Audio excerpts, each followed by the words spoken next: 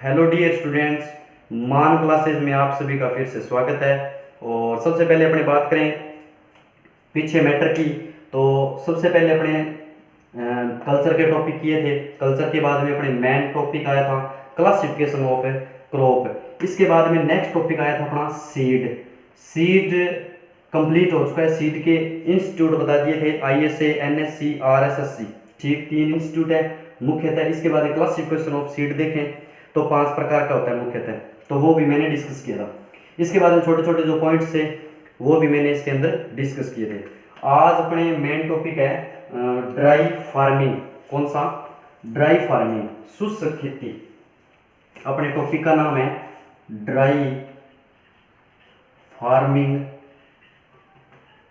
यानी शुष्क खेती। मोस्टली प्रश्न आते हैं। सबसे पहले तो एक ही क्रीम प्रश्न बनता है इसके अंदर वेराइटीज का, कि ड्राई फार्मिंग के अंदर सूखे एरिया के अंदर कौन सी फसल की कौन सी वैरायटी बुआई की जाती है, या इसके प्रकार में से प्रश्न आता है। ठीक, या इसके इंस्टीट्यूट में से हर हालात में प्रश्न आता है। 2019 में जेट के अंदर ड्राई फार्मिंग के अंदर से इंस्टीट्यूट पूछा गया था। ठीक है, इसलिए ये मेन टॉपिक है अपना। अपने बात करें शुष्क खेती की, तो इसके अंदर 4 मोस्टली इंस्टीट्यूट आते हैं। 4 मोस्टली इंस्टीट्यूट कौन कौन से है? एक नंबर की अपने बात करें इक्री सेट है। इक्री सेट, ठीक है, यहां पे लिख देता हूं इक्री सेट। सर कहां पे है? इक्री सेट की अगर बात की जाए तो हैदराबाद के अंदर है। हैदराबाद 1972 के अंदर क्या हुआ था? इसकी स्थापना मुख्यतः हुई थी। अपनी बात कर रहे हैं जो ड्राई फार्मिंग है, इसके अंदर जो इंस्टीट्यूट काम आते हैं, जो इंस्टीट्यूट इसके अंदर सर्वे करते हैं, इस इंस्टीट्यूट इसके अंदर जो वर्क करते हैं, ड्राई फार्मिंग का निरीक्षण करते हैं, वो मुख्यतः 4 प्रकार के इंस्टीट्यूट है। मैंने एक नंबर बताया इक्री सेट। इक्री सेट का कहाँ पे है? ये स्थापना इसकी 1972 और एस्टेब्लिश माने तो हैदराबाद। इसके बाद में अपनी बात करें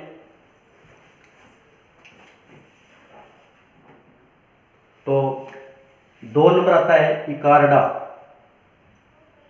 इकार्डा, सर ये कहां पे है? इकार्डा जो है ये है एलिपो सीरिया के अंदर। सीरिया के अंदर इसकी स्थापना जो है 1976 के अंदर हुई थी। कब हुई थी? 1976 के अंदर। मैं बात कर रहा हूं इकार्डा की, यानी एलिपो सीरिया 1976। इसके बाद में 3 नंबर आता है क्रीडा, CRIDA, यानी क्रीडा। क्रीडा की बात करूं तो ये भी कहां पे है? हैदराबाद के अंदर है। हैदराबाद। और स्थापना इसकी माने तो 1985 के अंदर क्या हुई थी? इसकी स्थापना हुई थी 1985। ठीक है। मोस्ट आता है लास्ट एंड फाइनल राजस्थान का काजरी, CAZRI, यानी काजरी। नाम इसका काजरी है। ठीक, बात करें काजरी की तो कहां पे है? जोधपुर के अंदर। कहां पे? जोधपुर के अंदर। 1959 के अंदर इसकी स्थापना हुई थी, इस्टेब्लिशमेंट हुई थी। अपने बात कर रहे हैं इक्री सेट की। इक्री सेट यानी हैदराबाद। हैदराबाद 1972। ठीक, इकार्डा की बात करें एलिपो सीरिया, यानी 1976 के अंदर। ठीक, क्रीडा की बात करें तो हैदराबाद 1985 के अंदर इसकी स्थापना हुई थी। अब बात करें काजरी की, तो ये आया था 2019 के अंदर जेट में। कंपटीशन लेवल्स में जितने भी एग्जाम होते हैं ड्राई फार्मिंग के इंस्टीट्यूट मोस्टली पूछे जाते हैं। यानी काजरी की बात करें तो कहां पे है? जोधपुर के अंदर है। 1959 में इसकी स्थापना हुई थी। ठीक है, तो अपने इक्री सेट हो गया, इकार्डा हो गया एलिपो सीरिया 1976 के अंदर, क्रीडा हो गया हैदराबाद के अंदर 1985। अब इसके बाद जो अपने नेक्स्ट बात की जाए ना, तो ये तो हो गया मोस्टली इंस्टीट्यूट। ठीक है, अब इंस्टीट्यूट के अंदर अपनी बात करें कि जो ड्राई फार्मिंग है वो कितने प्रकार की होती है। यहां पे मैं लिख रहा हूं क्लासिफिकेशन ऑफ ड्राई फार्मिंग, यानी शुष्क खेती का वर्गीकरण देखें तो एक नंबर की अगर बात की जाए तो ड्राई फार्मिंग, एक नंबर ड्राई फार्मिंग। सर दो नंबर की बात करें dry land farming, dry land farming. अपने 3 नंबर की बात करें तो रेन फीड फार्मिंग।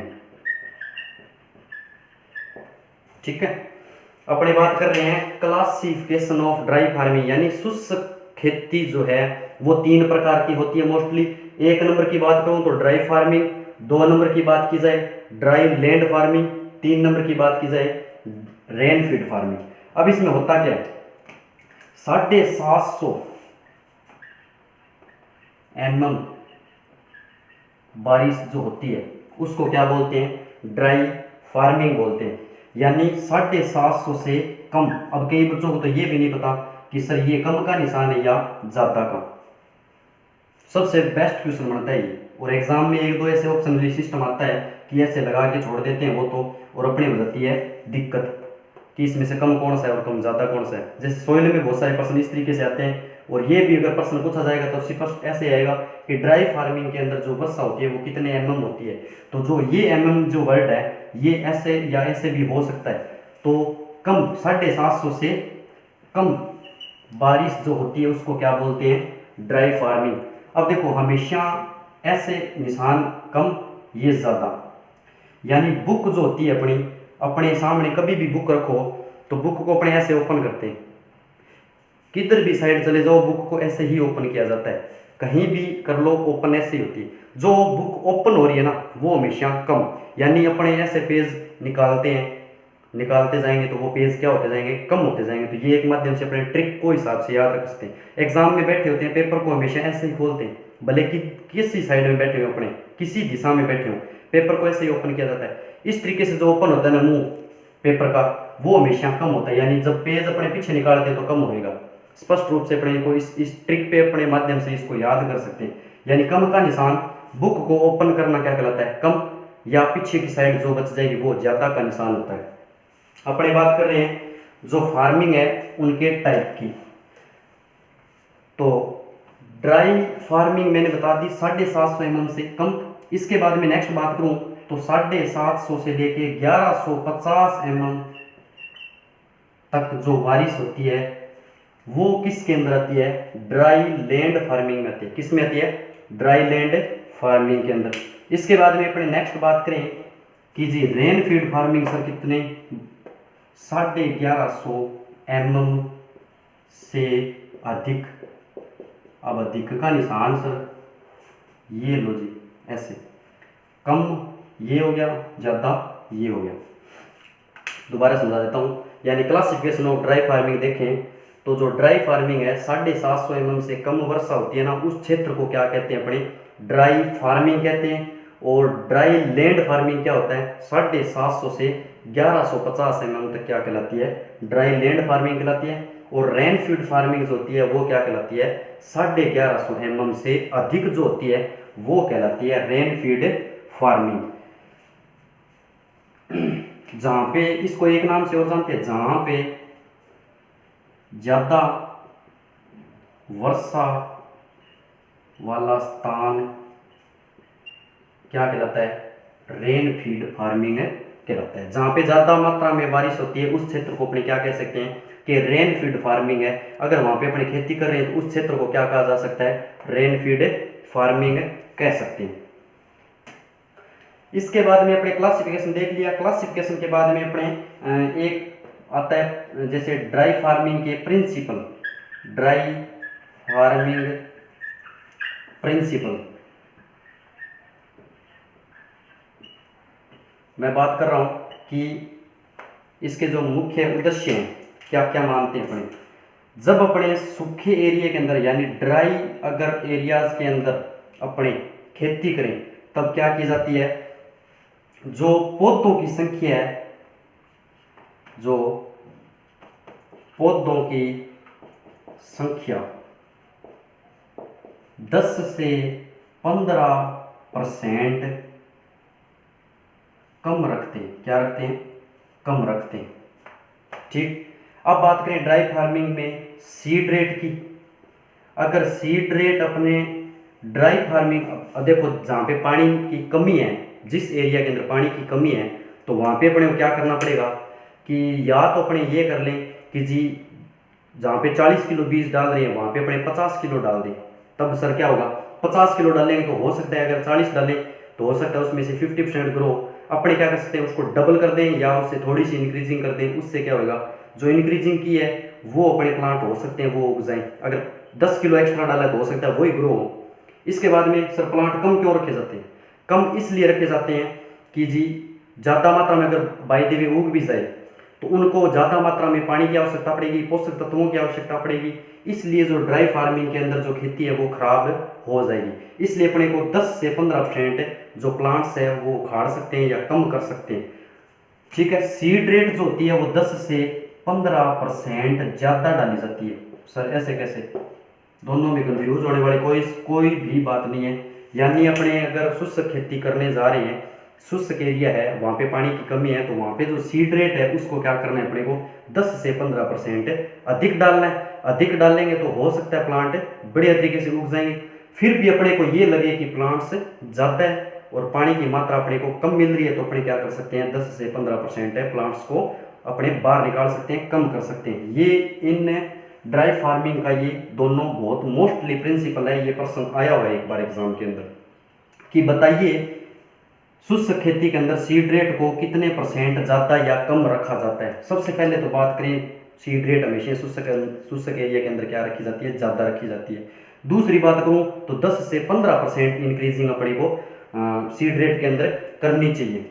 इसके बाद में प्लांट, इसके अंदर अपने बात करें छोटे छोटे टॉपिकों की। अब देखो क्लासिफिकेशन तो हो ही गया, क्लासिफिकेशन के बाद में छोटे छोटे टॉपिक आते हैं इसके अंदर, तो वो समझा रहा हूं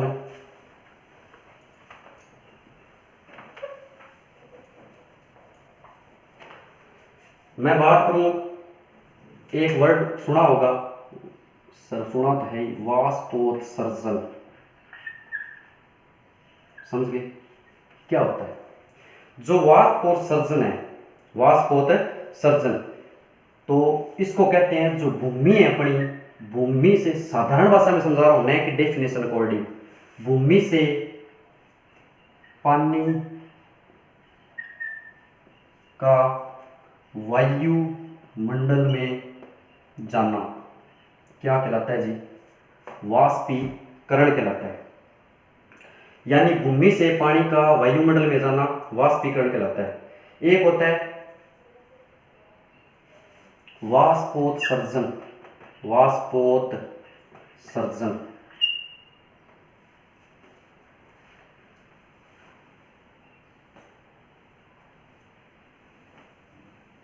यानी ये डेफिनेशन है, एक बार थोड़ा सा अपने बात कर रहे हैं वाष्पोत्सर्जन की, तो यहाँ पे मैं 1 मिनट थोड़ा सा गलत हो गया, करेक्शन कर रहा हूँ मैं छोटी सी। अपने जो ये डेफिनेशन है इसकी बात करें, इसको बोलते हैं वाष्पीकरण। क्या बोलते हैं? वाष्पीकरण। 2 नंबर की मैं बात करूं तो बात आती है वाष्पोत्सर्जन। यानी वाष्पोत्सर्जन क्या होता है सर? वाष्पोत्सर्जन की बात करूं तो जो पौधे हैं अपने, सीधी भाषा में बता देता हूं, पौधों की पत्तियों से जल का बाहर निकलना क्या कहलाता है? निकलना क्या कहलाता है?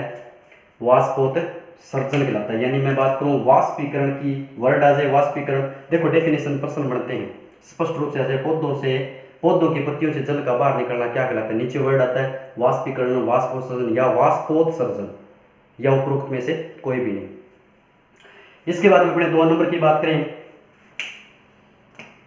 तो एक वर्ड आता है वाष्पोत वाष्पीकरण, वाष्पीकरण। इसकी बात की जाए तो इसमें क्या होता है, भूमि प्लस पौधों दोनों से पानी का बाहर निकलना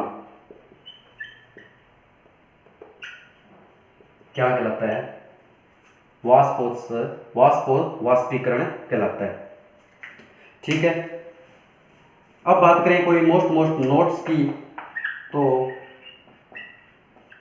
60 से 70% वर्षा का पानी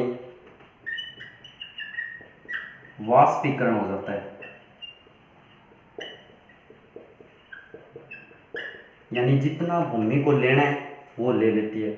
उसके बाद में जो एक्स्ट्रा पानी पड़ा है कितने परसेंट, 60 से 70%। यानी बारिश का अपने बात करें बारिश की, तो वर्षा जो रेन होती है, रेन होने के बाद में जो 60 से 70% क्या हो जाता है, पानी वाष्पीकरण हो जाता है सूर्य की विकिरण के कारण।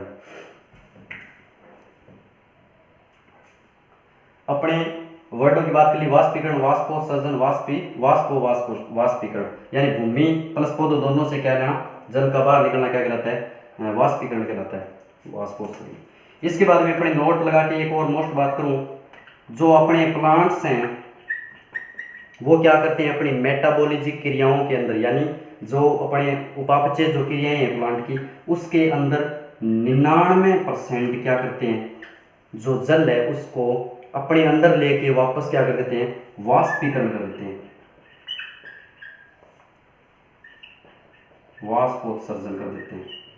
वाष्पीकरण क्या कर देते हैं, 99% पानी क्या है, वाष्पोत्सर्जन के माध्यम से क्या निकल जाता है, पौधे से बाहर निकल जाता है। पीछे बचा 1% पानी या जल पौधे अपने क्रियात्मक कार्य में काम लेते हैं। कंप्लीट साधारण भाषा में बता देता हूँ, जो अपने प्लांट्स हैं वो क्या करते हैं, जो 99% पानी अपना 100% पानी का एब्जॉर्ब करते हैं, तभी वो क्या है, जीवित रह पाते हैं। स्पष्ट बात।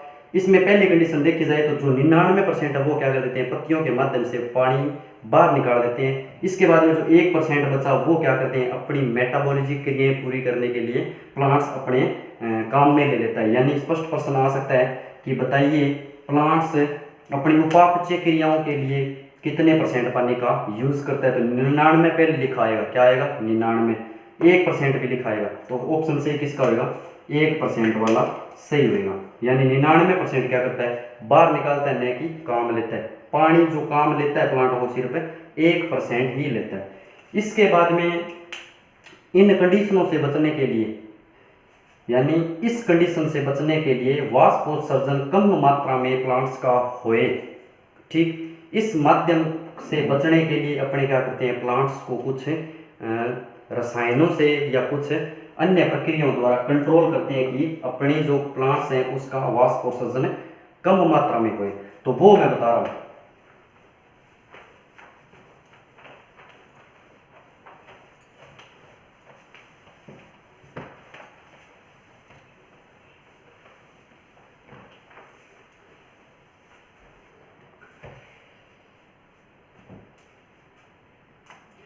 जो वाष्पोत्सर्जन बताया था मैंने, वाष्पोत्सर्जन को कम करने के लिए एक नाम आता है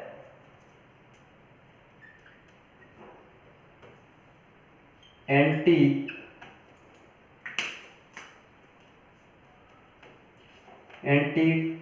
ट्रांसपिरेंट। ये क्या होते हैं, एंटी ट्रांसपिरेंट क्या होते हैं, ये पौधे के अंदर अपने कोई रसायन डाल दें या किसी चीज की परत बना दें, उससे क्या हो जाएगा, अब सपोज दैट अपनी चमड़ी के ऊपर कुछ लगा देंगे, जो अपने जो पानी की मात्रा जो बाहर आ रही है वो रुक जाएगी ना। इसी प्रकार प्लांट्स को क्या किया जाता है, पत्तियों पे या फ्रूट्स पे या अन्य वेजिटेबल्स पे ऐसी चीज चढ़ाई जाती है जिससे क्या हो, वाष्पोत्सर्जन कम हो या पानी की मात्रा बाहर निकले ना। तो उन जो वर्डों को या जो मैं बोल रहा हूँ उस वर्ड को क्या कहा जाता है, एंटी ट्रांसपिरेंट कहा जाता है। अब सर एंटी ट्रांसपिरेंट होते कौन कौन से, एक नंबर की बात करूं तो एक नंबर आता है स्टोमेटा बंद करने वाले, स्टोमेटा बंद करने वाले, यानी जो प्लांट्स है उसका स्टोमेटा बंद कर देता है। इसमें नाम आता है एक एट्राजीन। ये उदाहरण पूछे जाते हैं, एक बार प्रश्न आया था एमएससी के अंदर कि स्टोमेटा बंद करने वाला निम्न में से कौन सा रसायन है, एट्राजीन। दूसरी बात करें एब्सिस, एबीए, ठीक। इसके बाद में phenyl mercuric acid, sorry methyl mercuric acid, ये तीन जो हैं वो क्या हैं, स्टोमेटा बंद करने वाले हैं। यानी एट्राजीन हो गया, एबी हो गया और मिथाइल मर्क्यूरिक एसिड हो गया। तो एंटी ट्रांस पीरियड में पहला देखा था अपने स्टोमेटा। दूसरी बात करूं तो पत्ती पर आवरण बनाने वाले, यानी अपने जो पत्तियों पे डाल दें प्लांट्स की तो उस पे क्या हो जाएगा, आवरण बन जाएगा। आवरण बना लेगा तो वाष्पोत्सर्जन की जो क्रिया है वो बंद हो जाएगी। अपने बात कर रहे हैं 2 नंबर पत्ती पर आवरण बनाने वाले। इसमें अगर एग्जांपल की बात करूं तो एक होता है मोम, कौन सा, मोम। एक होता है हेक्सा डेकेनोल, यानी हेक्साडेकेनोल। इसके बाद में अगर बात करूं तो अपने बात कर सकते हैं तेल, जैसे अपने कोई फ्रूट्स हैं या अन्य कोई वेजिटेबल्स हैं उसके ऊपर तेल लगा दो या मोम लगा दो या हेक्साडेकेनोल लगाने से क्या हो जाएगा, पत्ती पर आवरण बन जाएगा और वाष्पोत्सर्जन की क्रिया बंद हो जाएगी। इसके बाद में जो पानी है वो बाहर नहीं निकलेगा। इसके बाद 3 नंबर की अगर बात करूं तो परावर्तित करने वाले, परावर्तित करने वाले, यानी जो सनलाइट आती है प्लांट्स में अगर अपने डाल देंगे तो उससे क्या हो जाएगा, जो किरण आई वो डायरेक्ट निकल जाएगी, यानी जो वाष्पोत्सर्जन की क्रिया है वो नहीं हो पाएगी, यानी परावर्तित करने वाले। इसके अंदर आता है परावर्तित के अंदर केओलिन 0.5%, सॉरी 5%।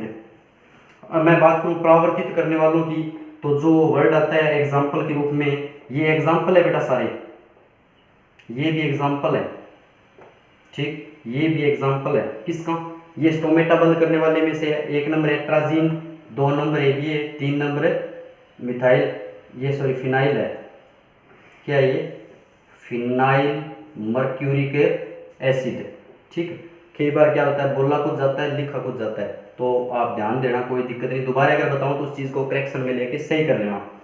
फिर बात करते हैं बड़े पत्ती पर आवरण बनाने वाले मोम और हेक्साडेकेनोल और तेल, ठीक। इसके बाद में बात करूं परावर्तित करने वाले तो केओलिन आता है। इसके बाद में अगर बात करें अपने वृद्धि अवरोधक, आप यहाँ पे लिख रहा हूं एक बार मैं 4 नंबर वृद्धि अवरोधक।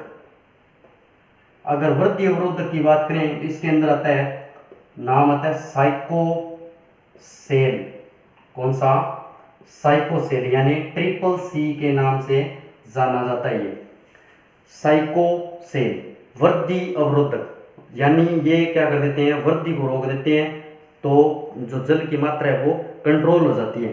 वृद्धि अवरोधक साइकोसेल, एग्जाम्पल है साइकोसेल।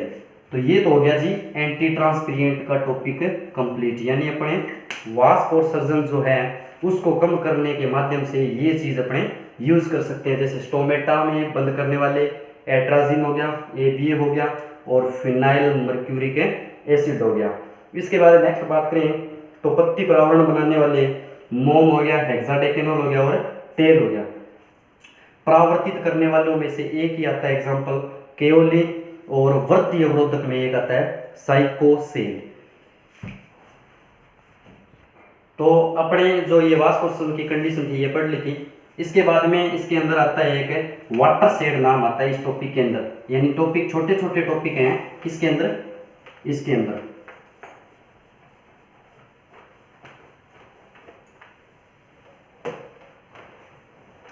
इसके बाद में अपने देखेंगे वाटर शेड कितने प्रकार के होते हैं,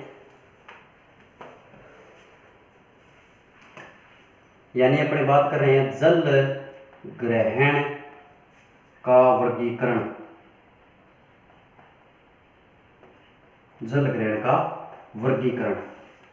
एक नंबर की बात करें, सॉरी ये टॉपिक है अपना जल ग्रहण का वर्गीकरण। एक नंबर की बात करूं, इसका नाम आता है एक माइक्रो वाटरशेड। ठीक, दो नंबर की बात करें तो mini watershed, mini water shade, ये हो गया माइक्रो वाटर शेड। इसके बाद में बात करूं तो 3 नंबर की बात करें मिली, कौन सा, मिली वाटर शेड।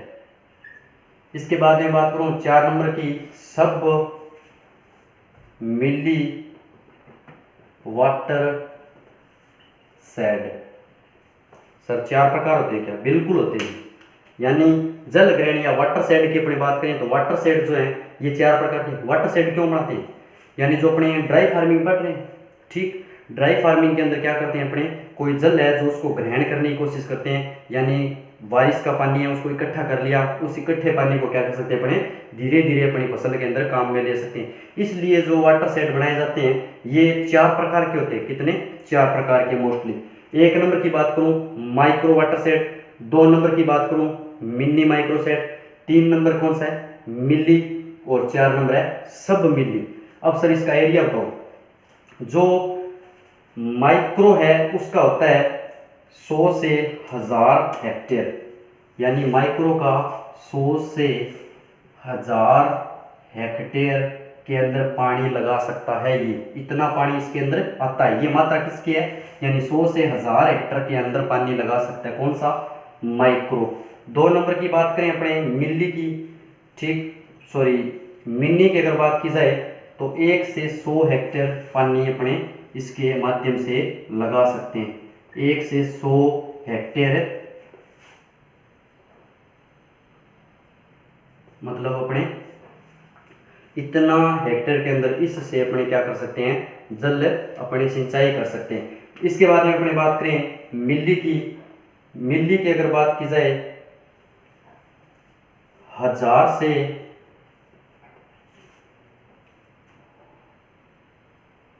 10,000 हेक्टेयर। इसके बाद में बात करूं सब मिली की तो 1000 से 50,000 प्रति हेक्टेयर, 1000 से 50,000 हेक्टेयर। ठीक है, अपने बात कर रहे हैं किसकी, जल ग्रहण की। माइक्रो में 100 से 1000 हेक्टेयर, मिनी में 1 से 100 पर हेक्टेयर, मिली के अंदर 1000 से 10,000, और सब मिली में देखें तो लास्ट एंड फाइनल 1000 से 50,000 क्या कर सकते हैं अपने प्रति हेक्टेयर अपने जल को लगा सकते हैं। नोट डाल के एक लाइन लिखनी है अपने को। क्या लिखनी है? नोट डालो। जो अपना जो वाटर शेड है उस वाटर शेड को क्या कहते हैं? Water shade.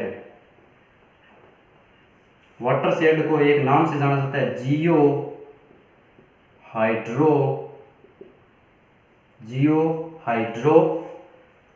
हाइड्रोलॉजिकल प्रक्रिया कहते हैं। यानी अपने बात करें जल ग्रहण की, जल ग्रहण में अगर वाटर शेड देखा जाए तो इसका दूसरा नाम है जियो हाइड्रोलॉजिकल भी कहते हैं।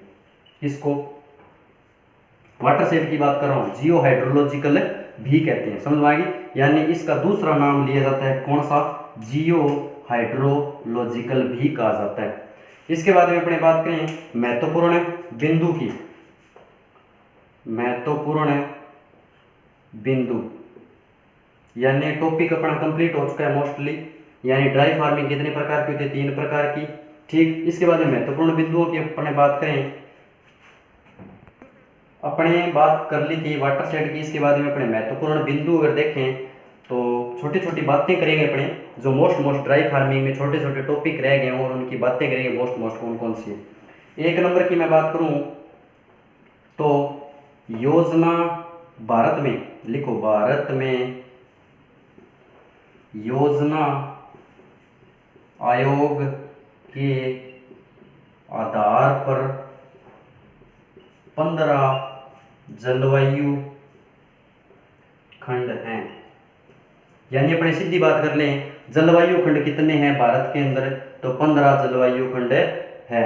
इसके बाद में अपने बात करें आईसीआर के आधार पे, 2 नंबर टॉपिक की बात करूं, आईसीएआर के आधार पर 131 सदस्यीय जलवायु खंड है। ठीक, मैं बात कर रहा हूं भारत में योजना आयोग के आधार पे 15 जलवायु खंड है। इसके बाद में आईसीआर के आधार पर बात करूं तो 131 सदस्यीय जलवायु खंड है। इसके बाद में अपने बात करें राजस्थान की, सर पता है अपने को, तो राजस्थान में 10 जलवायु खंड हैं। कितने हैं? 10 जलवायु खंड मुख्यतः पाए जाते हैं। ठीक, मैं बात कर रहा हूँ महत्वपूर्ण बिंदु, भारत में योजना आयोग के आधार पे 15 आईसीआर के ऊपर, ये देखो जी 15 भारत के अंदर आईसीआर के आधार पे देखें तो 131, और राजस्थान में देखें तो राजस्थान में देखें तो 10 जलवायु खंड है। इसके बाद में अपने बात करें नेक्स्ट छोटे छोटे बिंदुओं की ओर, तो और लिखेंगे अपने,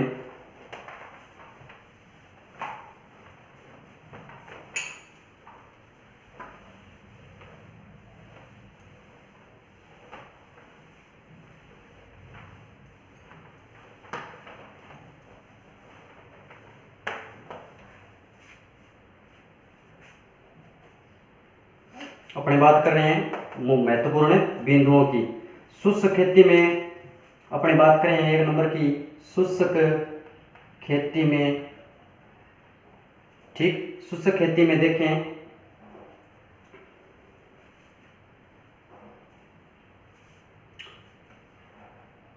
तो जो उर्वरक है, अपने शुष्क खेती में बात कर रहा हूं मैं, जो उर्वरक है इनकी मात्रा कम रखी जाती है। क्या रखी जाती है?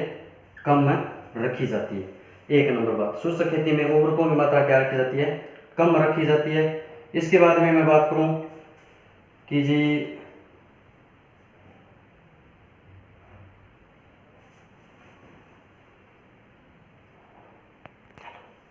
अपने बात करें भारत में पारिस्थितिक जोन कितने हैं, तो जो पारिस्थितिकी जोन पूछे जाएं तो 20 हैं।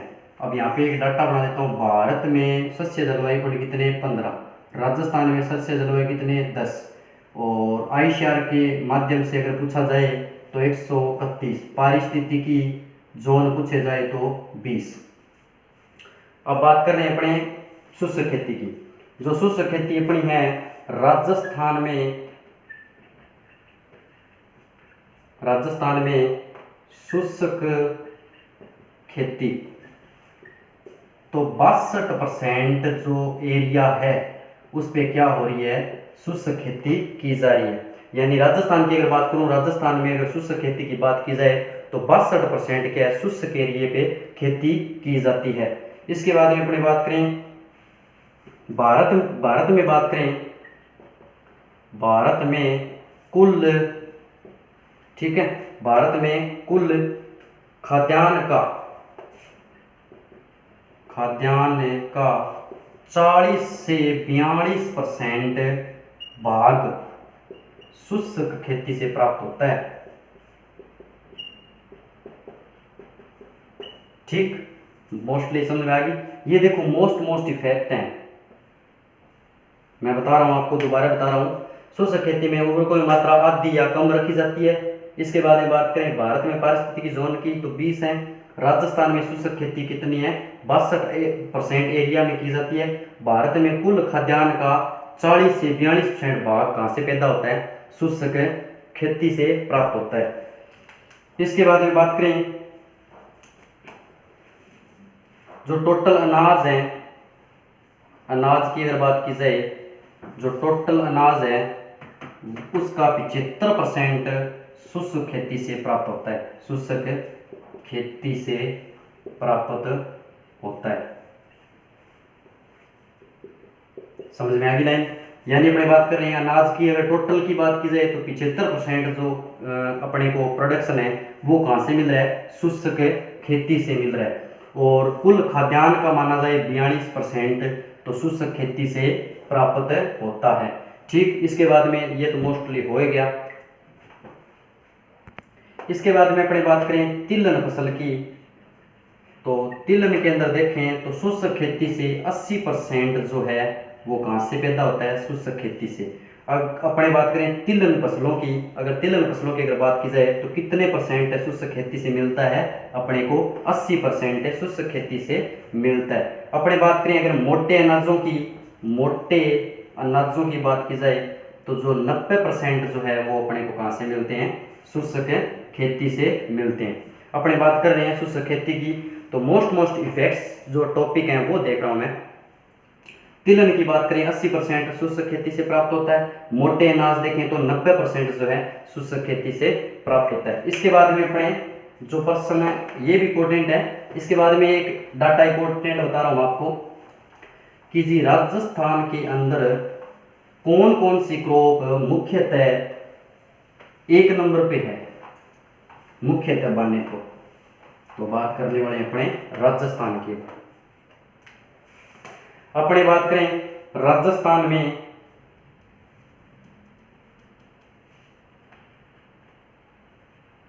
उपयुक्त फसल, तो सबसे पहले नाम आता है गवार का। ठीक, 2 नंबर पर बात करें दलहन फसल, माने कि जी राजस्थान में दलहन फसल, तो मोठ, कौन सा, मोठ। ठीक, इसके बाद में अपने बात करें तिलहन फसल की,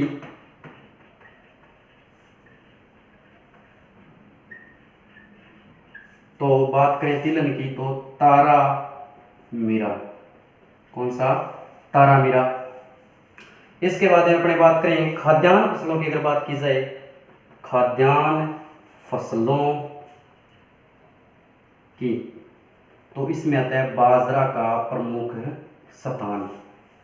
ठीक, अपने बात कर रहे हैं जी राजस्थान की। ठीक सर, राजस्थान की कर रहे हो आप, और इम्पोर्टेंट बहुत है ये सारणी, ये ध्यान दे लेना। ठीक, अपने बात करें राजस्थान में उपयुक्त फसल गवार को माना जाता है। अगर दलहन के अंदर देखें फसल को तो सबसे बेस्ट क्वेश्चन मोठ का आता है। तिलहन फसलों में सबसे पहले तारामीरा का स्थान आता है। मुख्यतः फसलें हैं ये, यानी प्रमुख फसलें हैं ये। इसके बाद खाद्यान्न फसलों की अगर बात की जाए तो बाजरा को प्रमुखतः उगाया जाता है और बाजरा का प्रथम स्थान आता है। इसके बाद में अपने अगर बात करें एक और छोटी सी लाइन की, राजस्थान में वर्षा के आधार पर 5 जलवायु खंड है। कितने हैं, 5 जलवायु खंड। यानी राजस्थान में वर्षा के आधार पर देखा जाए तो 5 जलवायु खंड मुख्यतः होते हैं। ठीक, नोट लगा के लिख लेना ये लाइन, और इस लाइनों को तो मोस्टली याद करना ही है आपको। ठीक है, यानी अपने नोट डाल के राजस्थान में वर्षा के आधार पर 5 जलवायु खंड होते हैं। ठीक, इसके बाद में अपने बात करें 1 नंबर की कि सूखा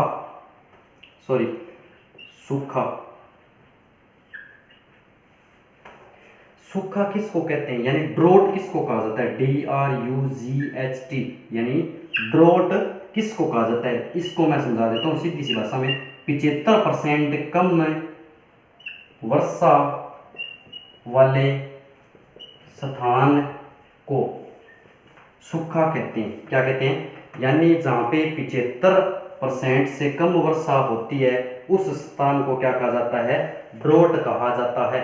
ठीक है, इसके बाद में अपने बात करें सूखा की बात कर ली। एक होता है भयंकर सूखा। क्या होता है, भयंकर सूखा।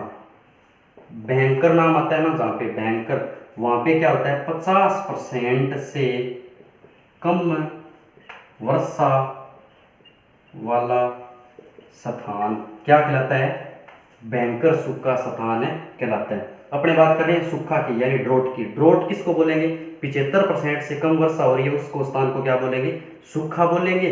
और जो भयंकर सूखा यानी सर्वाइवल ड्रोट किसको बोलेंगे? 50% से कम वर्षा हो रही है ना उस क्षेत्र को अपने क्या बोलेंगे? भयंकर सूखा बोलते हैं। ठीक है, तो पढ़ते रहिए, आराम से नोट्स बनाइए, कंप्लीट बढ़िया तरीके से आप स्टडी करिए और एग्ज़ाम बढ़िया होगा, कोई टेंशन नहीं है। नोट्स आप बढ़िया तरीके से कवर करोगे तो एग्ज़ाम भी बढ़िया होगा। जय जवान जय किसान।